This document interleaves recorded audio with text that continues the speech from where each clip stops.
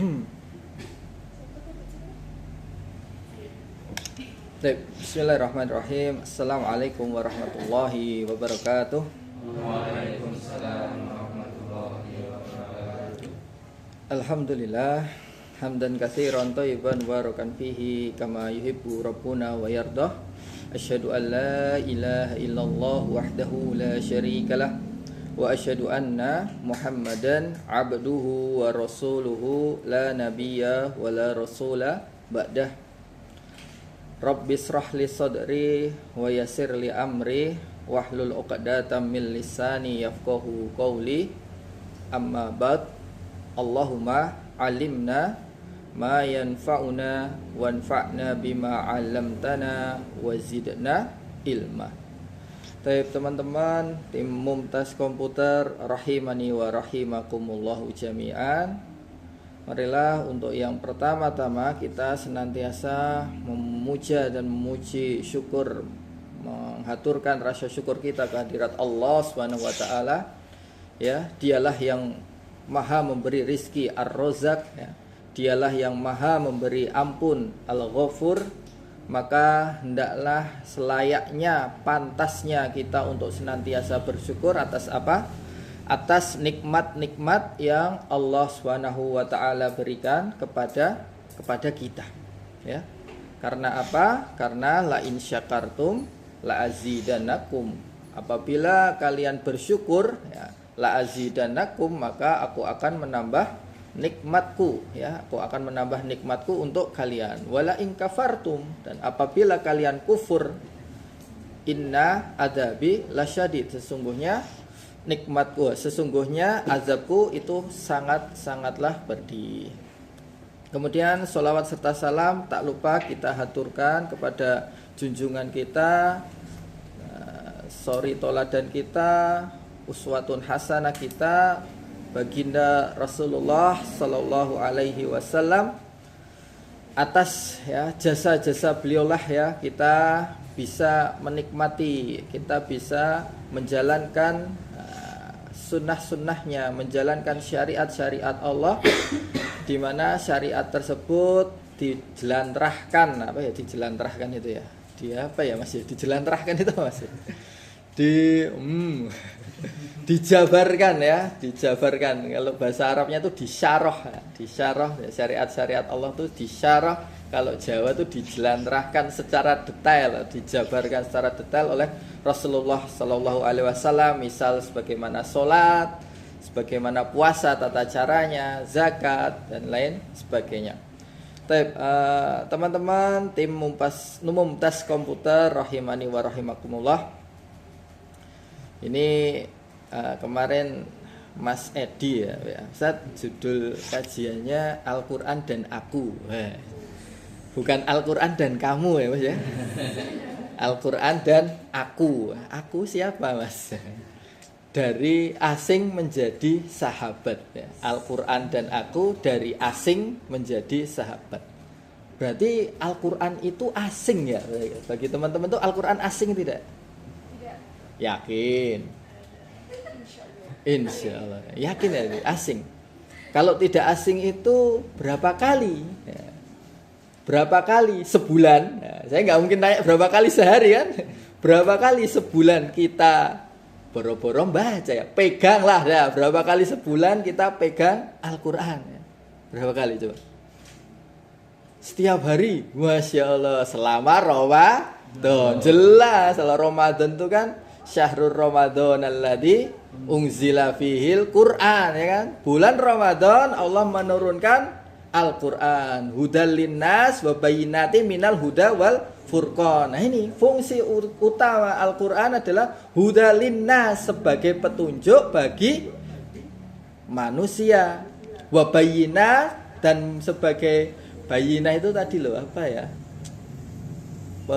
penjelas, ya, penjelas dari petunjuk dan furqan. Petunjuk dan petunjuk, ya. Furqan, Buddha itu sama Furqan itu hampir sama, ya, maknanya, sebagai petunjuk bagi manusia. Jadi Al-Quran itu, ya, Allah turunkan itu sebagai petunjuk, sebagai pedoman hidup manusia. Nah, gimana kita mau hidup enak, hidup tentrem, akan tetapi Al-Quran saja jarang-jarang kita boro-boro dibuka, dipegang, ya kan? Jarang, apalagi dibuka. Sayang sekali, ya kan? Padahal Allah sudah jelas, hudalinnas, di situ petunjuk bagi manusia dan penjelas-penjelas dari petunjuk-petunjuk tersebut. Jadi di Al-Quran itu sudah detail, ya. Allah sudah mendetailkan, ya, memberikan bahwasanya itu petunjuk untuk manusia. Sekarang bagaimana ya kita caranya, ya, apalagi ini di bulan Ramadan, ya. Bulan Ramadan itu berarti bulan pertama bulan Al-Quran, kemudian bulan penuh rahmat, bulan penuh maghfirah, apa? Ampunan, ya kan? Nah, maka dari itu mulai dari Ramadan ini dan semoga seterusnya istiqomah kita buka Al-Quran dan membacanya, bukan sekedar membuka Al-Quran saja. Nah, kemudian ini kan karena judulnya dari asing menjadi sahabat, dari asing menjadi sahabat. Rasulullah SAW pernah berkata, ya, bersabda, ya, ini juga di maktub atau dicantumkan dalam Al-Quran bahwasanya ini juga sudah menjadi menjadi Allah sudah takdirkan juga, sudah dijelaskan juga bahwasanya orang itu akan asing terhadap Al-Quran. Sebagaimana dalam Quran surat Al-Furqan, qala Rasulullah SAW, ini ayat, ya, qala Rasul, ya Rabbi inna qaumi, berkata Rasul, wahai Tuhanku, inna qaumi, sesungguhnya kaumku, ittakhadu hadal qur'ana mahjura, ittakhadu, menjadikan Al-Quran itu mahjura, ya. Apa mahjura? Ditinggalkan. Nah, ini berarti sebenarnya sudah Allah takdirkan juga. Nah, tinggal kita apakah mau asing terus dengan Al-Quran atau kita mulai bersahabat dengan Al-Quran. Nah, ayat ini para ulama menjelaskan ditinggalkan bukan hanya tidak membaca, tapi benar-benar Quran itu hanya sebagai apa? Hantaran nikah, ya kan? Ada kan? Bukan hanya dibaca. Lagi gimana? Al-Quran sekarang fungsinya buat apa? Yang pertama mungkin buat pengambilan sumpah, kan? Itu pejabat-pejabat disumpah di atas Al-Quran, tangannya gini atau gini, kan? Nah, selain itu buat apa? Hantaran nikah, ya enggak? Hantaran nikah pun nanti cuma dijadikan pajangan aja, boro-boro dipegang, dibuka saja tidak. Nah, itu kan? Nah, ini padahal Al-Quran itu harus kita baca, harus kita pahami. Kita baca ayatnya, kita pahami terjemahnya. Tapi tidak sebatas membaca dan memahami, tapi kita juga harus mempraktekkan, menerapkan apa isi kandungan Al-Quran untuk kehidupan kita, untuk pondasi kehidupan kita beramal sehari-hari. Di situ sholat dijelaskan tidak? Bukan dijelaskan, ya, tapi dalil untuk perintah sholat. Kalau sholat secara detail tidak ada kan di situ jelaskan Sholu, zuhur, asar, maghrib, isya, tidak. Tapi penjelasan itu ada di dalam sunnah atau di dalam sabda hadis Rasulullah. Akan tetapi perintah untuk sholat ada di Al-Quran. Begitupun zakat, ya kan? Pasti kalau ayat Al-Quran itu sholat selalu berkaitan dengan zakat. Dirikanlah sholat, tunaikan zakat. Nah, itu perintah di Al-Quran. Nah, kemudian kita lebih percaya opini manusia, maksudnya itu pendapat manusia terkait hal ini, hal itu, terkait pandangan hidup daripada percaya dengan pedoman Al-Quran, ya kan? Apalagi zaman-zaman sekarang percayanya sama ramalan, nah, ramalan bintang. Bintangmu apa ya? Sagittarius. Apa ya hari ini ya? Hari ini rezeki lancar.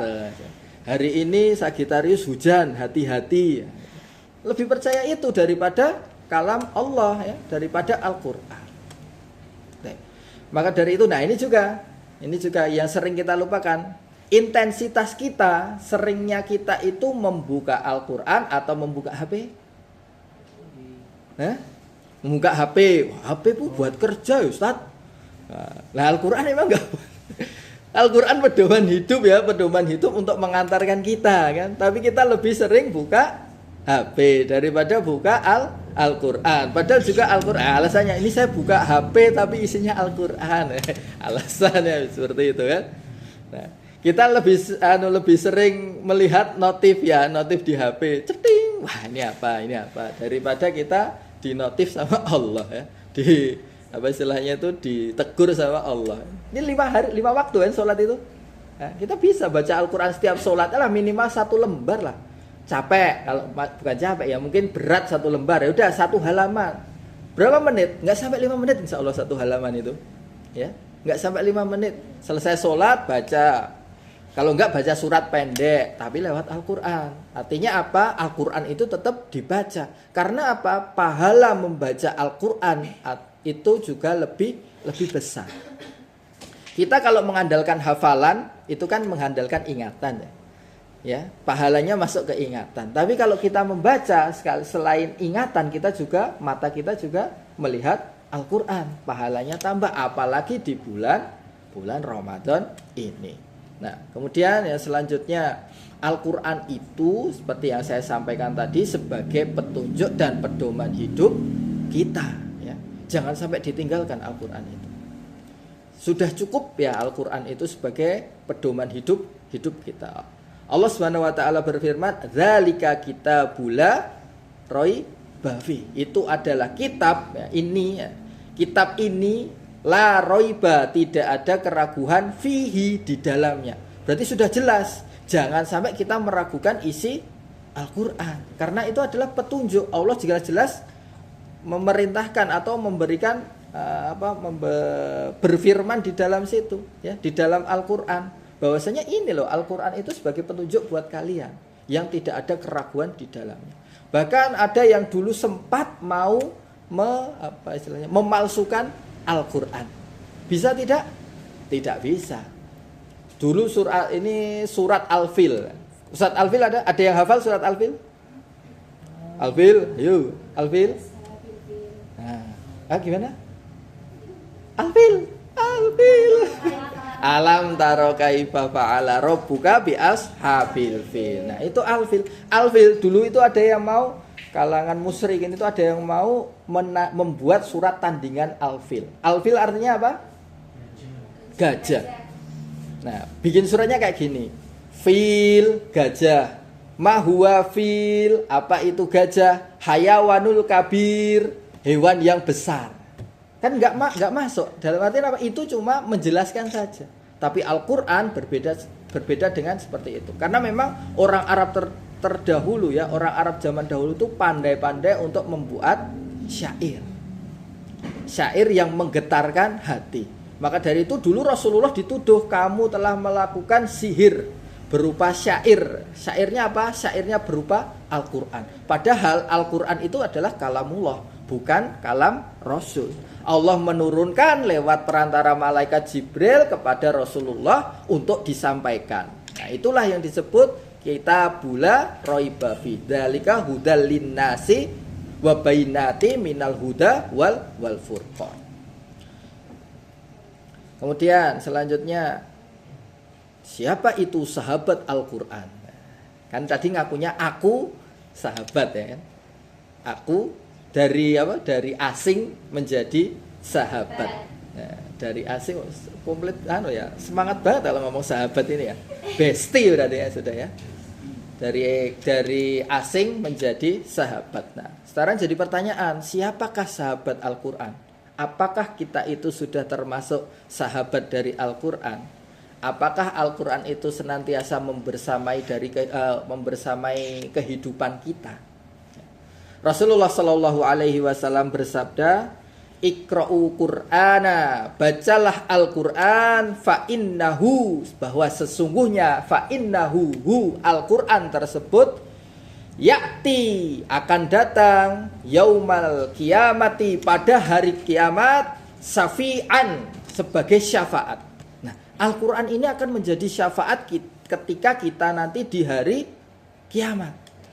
Ya, ketika di hari kiamat Ketika ada timbangan, dosa-dosa kita itu ternyata lebih berat karena kita ternyata sering membaca Al-Quran. Al-Quran itu bisa menjadi syafaat yang akan menolong kita sehingga memberatkan timbangan amal kebaikan kita. Nah, ini dampaknya berarti luar biasa sekali ya dengan kita membaca Al-Quran ya. Maka dari itu janganlah teman-teman tinggalkan baca Al-Quran. Satu ayat ya. Iqra'u walau ayat. Bacalah walau hanya satu ayat. Ya kan? Walau satu ayat dibaca Al-Quran itu. Dari 24 jam. Ya, dari 1 jam 60 menit ya. Baca satu ayat sampai 1 menit enggak? Tergantung ayatnya, Pak. Kalau ayatnya panjang sampai. Tapi ya yang paling pendek aja. Apa yang paling pendek ayatnya? Ayat. Itu surat. Ayat apa? Tahu ayat yang paling pendek? Nun. Ya, atau Toha. Ya kan? Alif lam mim, alif lam ra. Dan itu pahalanya bukan per kata alif lam mim bukan, tapi alif sendiri, lam sendiri, mim sendiri. Itu pahala membaca Al-Qur'an. Nah, kalau kita tambah banyak baca Al-Qur'an, gimana pahala akan mengalir ke kita? Ketika pahala mengalir, ketika di hari akhirat atau ketika nanti kiamat, pahala tersebut dan Al-Quran tersebut akan menjadi pemberat timbangan kita ketika timbangan keburukan kita lebih besar. Ya, Masya Allah ya, manfaatnya berarti luar biasa sekali untuk Al-Quran. Maka dari itu inilah tadi yang disebutkan, siapa sahabat Al-Quran itu? Sahabat Al-Quran itu dialah yang akan membaca atau iqra'u Qur'ana, dialah yang membaca Al-Quran terus menerus. Itulah sahabat Al-Quran. Namanya sahabat pasti akan menolong sahabatnya, ya kan? Kalau ada sahabat yang tidak menolong sahabatnya, berarti itu bukan sahabat, ya kan? Gimana? Kalau ada sahabat yang kesusahan, kita berusaha menolong tidak? Berusaha. Ketika ada sahabat yang kesusahan, kita berusaha untuk kesedih, kita berusaha untuk menghibur tidak? Pasti berusaha untuk menghibur. Nah ini Al-Quran juga seperti itu. Kalau kita jadikan Al-Quran sebagai sahabat kita, ketika kita gundah, gulana, galau, bunek, sumpek, sesek, tinggal baca Al-Quran. Dan niatkan baca Al-Quran itu untuk Allah. Ya Allah, saya niat baca Al-Quran. Ya Allah, kok saya bunek banget hati ini, sesek banget, sudah pusing, kerjaan gak beres ya. Urusan ini ditagih utang, nah mungkin seperti itu. Kalau bapak-bapak itu biasanya bapak-bapak, ibu-ibu kalau saya ngisi kajian itu ya biasanya masalahnya apa bapak ibu-ibu? Utang. Nah, itu biasanya yang bikin pikiran, bikin hati sesek. Maka dari itu baca Al-Qur'an. Insya Allah dicoba saja. Ya, ketika teman-teman di sini merasa berat hidup ini, merasa kok uripku kok nelongso, susah, dicoba baca Al-Qur'an. Antum atau teman-teman di sini baca Al-Quran baru satu ayat itu rasanya sudah berbeda. Ya, rasanya sudah berbeda. Walaupun kita jarang banget baca Al-Quran, akan tetapi ketika kita kembali ini Allah Subhanahu Wa Taala seperti ini. Ya. Allah itu Maha Pengasih ya, tidak pilih-pilih. Dalam artian apa? Walaupun kita sudah jauh, Allah tidak mencampakkan. Ya, tapi Allah tetap merangkul, Allah tetap memberikan ampunan tadi kepada kita. Makanya kita ketika setiap baca Al-Quran pasti merasakan hati tenang, ya kan? Seperti itu. Itu siapa sahabat Al-Quran? Ya ialah dia yang senantiasa untuk membaca Al-Quran. Maka dari itu tadi judulnya, Al-Quran dan aku dari asing menjadi sahabat. Al-Quran dan aku dari yang jarang membaca menjadi mulai membaca. Al-Quran dan aku dari yang mulai membaca menjadi sering membaca. Seperti itu. Jadi jadikan kita sahabat, caranya gimana untuk menjadi sahabat Al-Quran? Ya kita sering-sering membaca Al-Quran. Ketika kita sering membaca Al-Quran, ya memang godaan itu berat. Tapi ketika kita bisa menerobos godaan itu, kita sering baca Al-Quran, Al-Quran itu akan menjadi candu bagi kita. Candu dalam artian positif ya, bukan candu yang negatif. Intinya kita akan senantiasa ingin terus untuk membaca Al-Quran. Tapi setelah kita mungkin mulai sudah istiqomah dalam membaca Al-Quran, sudah mulai rutin membaca Al-Quran, barulah kita mulai membaca juga terjemahannya. Apa sih artinya Al-Quran? Gitu. Tapi kalau kita tidak ingin membaca terjemahannya, kita bisa belajar bahasa Arab. Ya Mas Erdin ya? Kapan Mas Erdin? Nah, mulai belajar bahasa Arab. Seperti itu. Karena apa? Ketika kita sudah bisa belajar bahasa Arab juga, ketika kita sholat, Allahu Akbar, Allah Maha Besar, Masya Allah, hati kita akan lebih tersentuh. Apalagi dengan bacaan Al-Quran. Ya. Bismillahirrahmanirrahim, dengan menyebut nama Allah. Ar-Rahman yang Maha Pengasih, Ar-Rahim lagi Maha Penyayang. Ketika kita berdoa, Rabbighfirli, ya Allah, ampunilah aku. Ya, Rabbighfirli wali walidayya, dan kedua orang tuaku. Masya Allah, artinya kan dalam sekali. Kita benar-benar memohon kepada Allah untuk mengampuni dosa kita dan dosa kedua orang tua kita. Nah, ini salah satu manfaat untuk belajar bahasa Arab. Baik. Kemudian yang selanjutnya, tahapan dari asing terhadap Al-Quran menjadi sahabat Al-Quran, mulainya dari mana? Ya, jadi kita sudah kenal nih, istilahnya sudah ada Al-Quran ini, sudah kenal Al-Quran. Nah, ini kita mulai kenalan, ta'aruf istilahnya, ta'aruf sama Al-Quran. Nah, setelah kita selesai ta'aruf, oh ini toh Al-Quran. Terus mulai dari mana kita? Bagaimana harus diapakan Al-Quran tersebut? Ya mulai dari kita tilawah. Mulai dari tilawah rutin. Membaca Al-Quran rutin, ya kan? Rasulullah SAW bersabda, nah ini tadi yang saya sampaikan, barang siapa yang kita membaca satu huruf dari kitabullah, dari kitab Allah, maka baginya satu kebaikan. Ya. Barang siapa kita membaca Al-Quran, ya, satu ayat, tapi yang dihitung kebaikannya itu bukan satu kalimat atau satu ayat, tapi dihitung kebaikan yang Allah berikan kepada kita adalah satu huruf. Misal alif, lam, mim. Alif satu kebaikan, lam satu kebaikan, mim satu kebaikan. Nah, Masya Allah, berarti sudah ada 3 kebaikan. Belum lagi nanti panjang. Bismillahirrahmanirrahim. Itu juga berapa huruf aja, dihitung sendiri ya. Ada berapa kebaikan yang masuk ke kita. Nah, mudahnya itu aplikasi nyatanya agar kita senantiasa istiqomah untuk rutin membaca Al-Quran, apalagi di bulan Ramadan ini, di mana bulan diturunkannya Al-Quran. Dicoba habis sholat fardu baca 1 halaman. Coba dulu. 1 halaman terlalu berat Ustaz. Oke, dicoba membaca setengah halaman. Ya, setengah halaman ini 1 halaman kan full ya, tuh dibaca coba setengah dulu. Mungkin berat juga Ustaz. Ya sudah, dibaca 1, 2, 3 ayat. Masih terasa berat, minta petunjuk sama Allah. Ya Allah, mudahkanlah aku untuk interaksi dengan Al-Quran. Ya Allah, mudahkanlah aku untuk bersahabat dengan Al-Quran. Insya Allah dengan kita doa yang tulus pun Allah akan membukakan pintu hidayahnya kepada kita. Hati kita terbuka untuk membaca Al-Quran.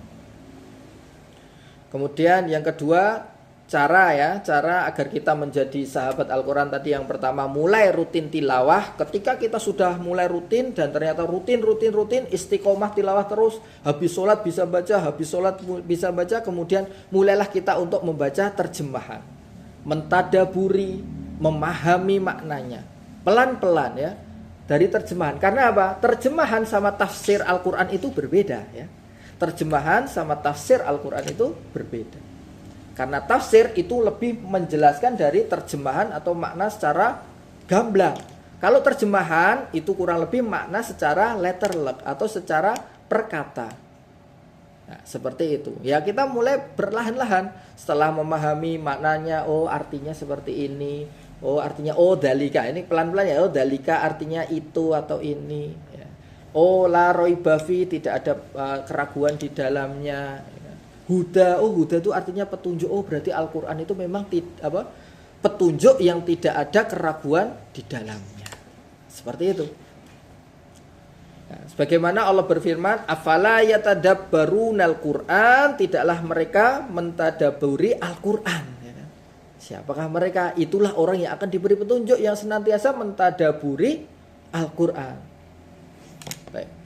Kemudian coba, ya ini tadi aplikasinya ya, karena sudah ada tadi tahapannya membaca, dirutinkan, habis sholat, ya sudah, dicoba dulu. Setelah itu aplikasinya, setelah membaca, dicoba baca satu ayat, baca terjemahannya. Oh, 2 ayat. Atau ketika kita setelah rutin membaca tadi 3 ayat habis sholat, dibaca sekalian terjemahnya. Oh gini, oh terjemahnya seperti ini. Oh, misalnya membaca ayat tentang isbiru wasobiru, bersabarlah dan terus-teruslah bersabar. Oh, tentang sabar, berarti hari itu dia kemudian mengaplikasinya, kehidupan saya harus penuh dengan sabar. Ketika temennya nyenggol sedikit, sabar. Ketika macet di jalan, oh sabar. Karena apa? Kita telah membaca ayat tentang sabar. Itu insya Allah akan terngiang gitu. Ya. Ketika kita membaca suatu ayat, misal tentang sabar atau tentang puasa, oh iya ya, puasa. Manfaat puasa apa? Pahalanya bagaimana? Wah, Masya Allah, berarti coba puasa Senin Kemis dirutinkan. Nah, seperti itu. Kemudian selanjutnya yang ketiga, setelah kita tadi membaca dengan rutin bisa, kemudian memahami maknanya, terjemahannya mungkin sudah bisa, lalu kita mulai mengamalkan, ya, mengamalkan dalam kehidupan kita sehari-hari, ya, mengamalkan tentang Al-Quran di kehidupan kita sehari-hari. Dari Ibunda Aisyah radhiyallahu anha pernah berkata tentang Rasulullah, kana khuluquhu Qur'ana, ya. Kana khuluquhu Qur'ana. Sesungguhnya akhlak Rasulullah itu adalah Al-Qur'an. Apa maksudnya? Jadi akhlak dari Rasulullah itu bisa atau tercerminkan dari apa yang ada di dalam Al-Qur'an. Berarti apa? Di dalam Al-Quran itu kan penuh dengan kebaikan. Nah, begitulah akhlak Rasulullah. Kalau kita pengen akhlaknya yang baik, ya kita harus sesuai dengan akhlak Al-Quran. Menjadi orang yang Qur'ani. Sesuai dengan Al-Quran. Yang menjadi orang yang takwa. Ya. Takwa apa? Takwa secara ringkas menjalankan perintah Allah, menjauhi larangannya. Ya. Dan orang yang bertakwa itu akan dimudahkan dalam segala hal, ya. Apabila kita berusaha menjalankan perintah Allah, menjauhi larangannya, Allah akan memudahkan, bahkan akan memudahkan rezeki kita. Allah berfirman, "Wa may yattaqillaha", barang siapa yang bertakwa kepada Allah, yaj'al lahu mahraja. Allah akan yaj'al lahu mahraja, akan menunjukkan jalan keluar. Ya. Wah, ini dia. Yaj'al lahu mahroja, Allah akan menunjukkan jalan keluar dan akan memberi rizki. Wa yarzuquhu, dan Allah akan memberikan rizki min haitsu la yahtasib. Allah akan memberikan rizki dari jalan yang tidak disangka-sangka. Kuncinya apa? Takwa. Jadi istilahnya, kalau kita pengen hatinya lapang, hatinya longgar, pengen rizkinya jalan, nggak seret, itu kuncinya adalah takwa, ya. Menjalankan, seringkasnya, mudahnya, menjalankan perintah Allah dan menjauhi larangannya. Karena dalilnya sudah jelas. Wa may yattaqillaha yaj'al lahu mahraja, akan menunjukkan semua jalan keluar. Wa yarzuquhu, dan Allah akan memberikan rizki min haitsu la yahtasib, dari jalan yang tidak disangka-sangka. Lanjutannya, setelah takwa kita juga harus tawakal, ya. Tawakal itu pasrah, bongkoan, pasrah ke semua pada Allah. Tapi tetap harus berusaha. Bukan pasrah tapi nggak berusaha, ya kan? Harus tawakal, pasrah, tapi dengan disertai dengan usaha dulu, baru kita pasrah. Ya. Wa may yatawakkal 'alallah fahuwa hasbuh. Barang siapa yang bertawakal kepada Allah, Allah akan mencukupi semuanya. Semua hal yang kita inginkan, insya Allah kita cukupi. Cukupi itu dalam artian hati kita menjadikan merasa cukup atas nikmat yang diberikan Allah. Tidak kita iren-iren kepada temannya. Ya. Misal temannya punya iPhone 16, punya iPhone 17, kita masih punya, kita alhamdulillah sudah punya iPhone 13, saya nggak punya iPhone loh. Sudah punya iPhone 13 ya karena kita sering tawakal, kita takwa, Allah mencukupi hati kita. Wah, saya pakai iPhone 13 saja masih worth it sampai sekarang. Masih untuk ngonten-ngonten masih bisa. Baca Al-Quran di situ bisa. Masih banyak aplikasi yang belum saya manfaatkan dari iPhone 13. Kenapa saya harus upgrade iPhone 17? Mungkin iPhone 17 nanti uangnya kalau untuk upgrade bisa buat tabungan nikah seperti itu ya kan, ini jomblo semua kan, kecuali ya ini juga jomblo 3 ya Mas ya. Nah, seperti itu. Jadi itu tadi kan, ketika kita takwa, ketika kita tawakal, Allah akan senantiasa memberikan kita kemudahan dan kelapangan hati. Itu berarti yang ketiga ya. Setelah tadi kita pertama membaca terus menerus secara rutin, kemudian mentadaburi terjemahnya, membaca maknanya. Setelah itu kita mengamalkan apa yang ada kandungan yang di dalam Al-Quran dalam kehidupan kita sehari-hari. Nah, kemudian selanjutnya setelah itu tadi kan tips ya, gimana cara kita agar tahapan dari asing ya, dari asing menjadi sahabat. Selanjutnya buah ya, ini buah ya. Hasil, apa sih hasil yang kita dapatkan kalau kita itu bersahabat dengan Al-Quran? Apa hasilnya? Apa manfaatnya saya bersahabat dengan Al-Quran? Yang pertama jelas, hidup menjadi tenang, ya kan? Tatmainal qulub ya. Al-Quran itu ala bidzikrillahi tatmainul qulub. Bahwa sesungguhnya dengan zikir kepada Allah ya, Al-Quran termasuk zikir ya. Ya, banyak membaca Al-Quran, tatmaina qulubukum, akan menjadi tenang hati-hati kita, hati-hati kalian. Selain itu, ketika kita bersahabat dengan Al-Quran, hati menjadi tenang, hidup pun menjadi terarah. Hidup kita akan terarah. Ketika kita mau melenceng sedikit, astagfirullah, ini kan nggak benar, ya kan? Allah telah menunjukkan ihdinas siratal mustaqim. Wah, ini yang benar seperti ini. Ketika kita akan marah, kita ingat ayat sabar. Isbiru wasobiru warobitu. Astagfirullah, saya sabar. Ini adalah ujian dari Allah. Innallaha ma'as sabirin. Kalau saya bersabar, sesungguhnya Allah bersama orang-orang yang bersabar. Seperti itu. Kemudian kita akan dijauhi dari maksiat. Jelas ini. Nggak ada ceritanya orang yang dekat dengan Al-Quran itu dekat dengan maksiat. Nggak ada. Orang yang dekat dengan Al-Quran pasti jauh maksiat. Maka orang yang banyak maksiat itu pasti juga, saya tidak memastikan, tapi orang yang banyak maksiat kemungkinan besar itu akan jauh dari Al-Quran. Karena apa? Hatinya tertutupi oleh noda-noda. Jadi hati kita itu adalah bersih sebenarnya. Ketika kita ada maksiat, tertutupi 1 titik. Maksiat lagi 2, 3, sampai banyak maksiat dan hati kita akan menjadi hitam. Ketika kita hati hitam, kita menerima kebaikan susah, kita menerima nasihat susah. Nah, itulah. Nah, gimana cara menghapus noda-noda ini? Ya berbuat tadi, kita harus bertakwa. Menjauhi larangannya, menjalankan perintahnya, menjauhi larangannya. Paling mudah juga kita dengan membaca Al-Quran ya, sebagai petunjuk bagi kita. Kemudian, nah ini juga penting, Al-Quran sebagai syafaat kita ketika nanti kita di akhirat. Ya, ketika kita timbangan tadi yang sudah saya sampaikan, ketika timbangan amal buruk kita ternyata lebih besar, datang Al-Quran, bahwasanya dia dulu aku sering dibaca oleh dia, aku sering ditadaburi oleh dia, maka aku akan menjadi syafaat, memberat timbangannya. Dari timbangannya yang berat ditambah Al-Quran, ternyata timbangan kebaikanlah yang lebih berat, dia otomatis akan Allah akan masukkan dia ke dalam surga tanpa hisab, ya, tanpa azab, ya, seperti itu.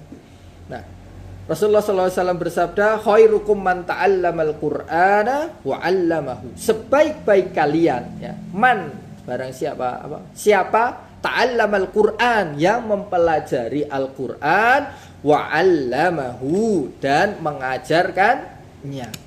Ketika kita sudah mempelajari Al-Qur'an, ketika kita sudah bisa membaca Al-Qur'an, ya kita berusaha mengajarkan ke orang lain, biar itu sebagai pahala jariyah. Masih ingat kan? Pahala yang tidak akan terputus.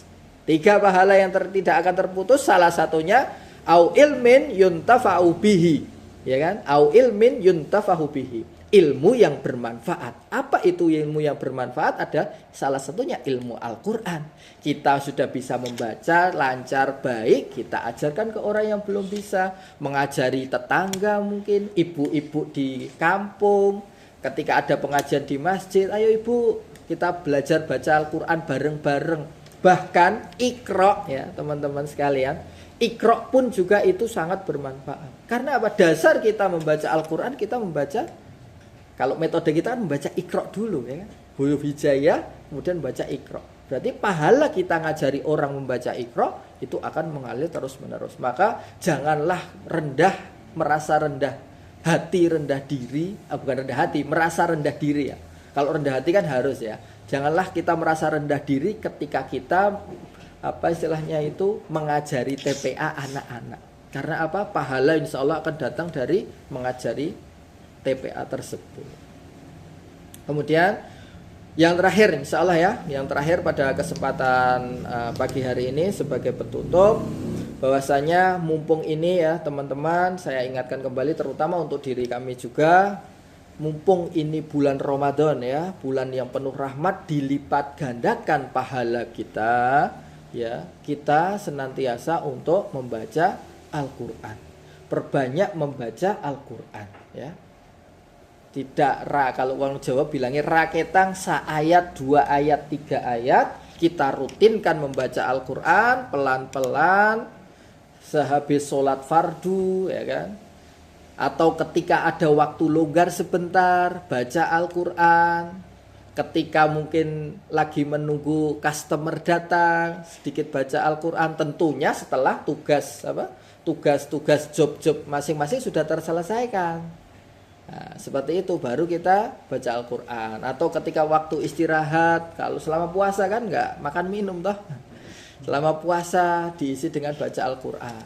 Seperti itu. Dan semoga Al-Quran ini ya, semoga Al-Quran ini menjadikan syafaat ya, menjadi syafaat kita ketika nanti kelak kita di yaumil akhir sebagai pemberat timbangan kita. Karena apa? Karena kita mau atau sering rutin membaca Al-Quran, kemudian mentadaburinya dan mengamalkan apa yang ada di dalam Al-Quran.